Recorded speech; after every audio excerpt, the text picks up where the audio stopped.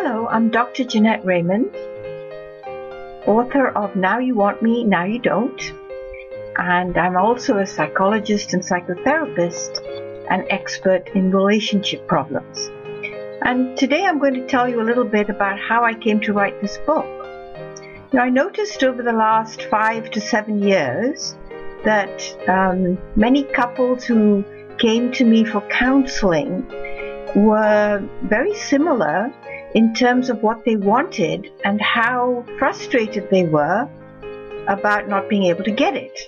So what I noticed in my office was if the man in the relationship tried to be soft and gentle with his female partner when she was angry and upset, and he was trying to calm her down and be gentle and be loving and, get close to her, be intimate with her, to share her pain, she would push him away, avert her eyes, not look at him, look straight at me in anger, and completely ignore her partner. It was as if she couldn't believe that she could trust in his motives for wanting to be close and empathic and understanding and share in her pain. And so she would kind of put it in the corner, she'd register it but not believe in it. And then what I noticed was her male partner would get very upset and dejected because his efforts were not being recognized, he wasn't being welcomed in, he wasn't able to talk about how he understood her and wanted to get closer and wanted to help even alleviate her pain and suffering in the relationship. So he would withdraw, and then he would get angry and resentful because his efforts were being thwarted. In the same session almost, the same thing would happen in reverse. The male partner would be talking to me because I'd noticed, how upset he was, that his efforts weren't being welcomed. And I'd say, it looks like you're angry and you're sad, you're resentful. And then he would start talking about his pain and his frustration at trying to reach out and getting pushed away. And I noticed that his female partner then would want to reach out and put her hand on him to try and feel his pain and recognize that they have something in common.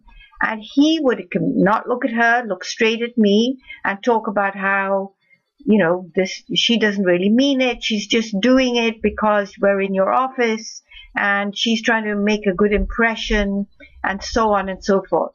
So both the man and the woman felt rejected when they tried to reach out and get close to their partners. Both of them got angry and resentful. Both of them doubted each other's sincerity, and both of them questioned each other's motives.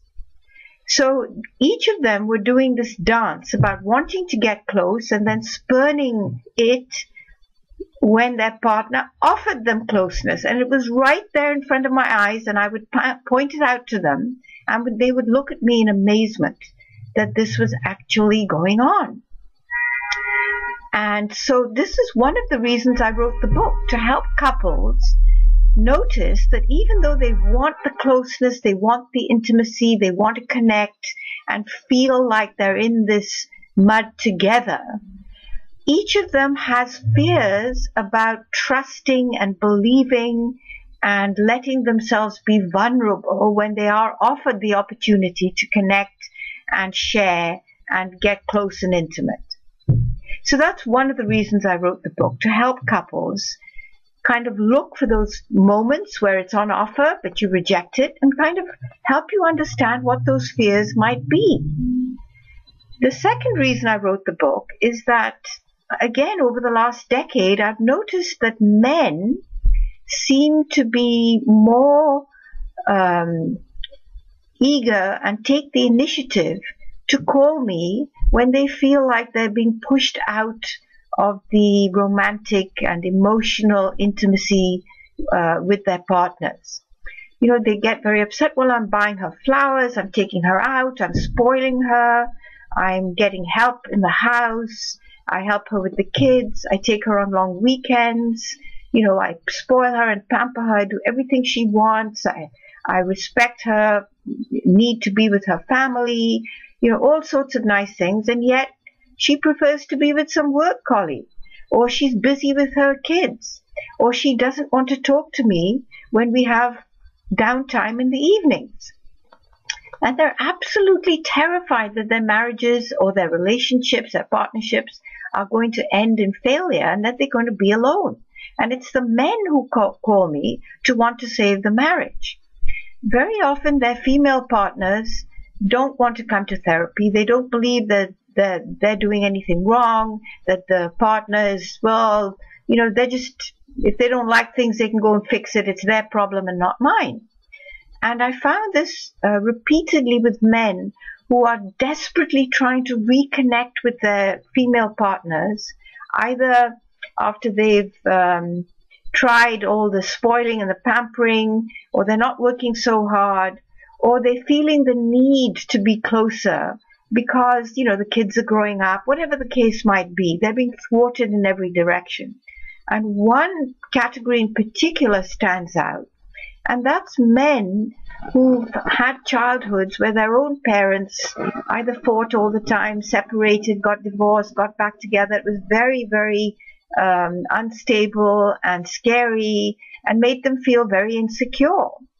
And they vowed as children to not let that happen in their own marriages. So when they see that they and their partners are kind of drifting apart, that they spend less time together, they don't share secrets, they don't tell each other everything, they're not each other's best friends anymore, the sex is just ritualistic or even demanding on the woman's part, but then she doesn't want to know him as a person, she doesn't want to spend time with him.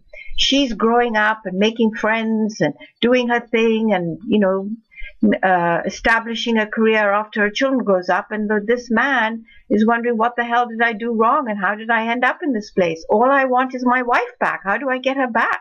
How do I get her to notice me and make her feel that I'm still an important and valuable part in her life? And this is the second reason why I wrote the book, and you'll get the hang of it when you learn about Rick's background, Rick, my character, and his wife Christy's background, and how she keeps pushing him away because she's scared of his need to kind of get her all to himself and make sure that he's never going to lose her and get divorced like his parents. So whether you're a woman or a man, whether you're the one who wants intimacy and your partner keeps pushing you away and you feel angry and upset, or you're the one who's trying desperately to avoid being owned and,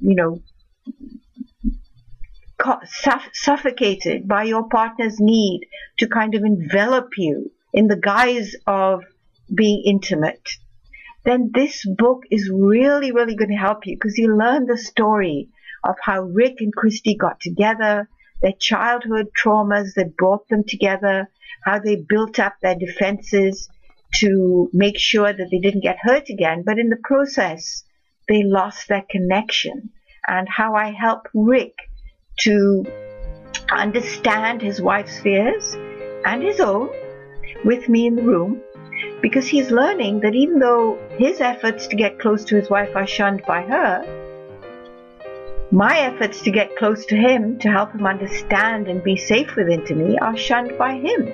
So it's kind of parallel, and you get 10 great strategies about how to deal when your partner pushes you away. But more importantly, how to recognize those subtle signs. So enjoy the book.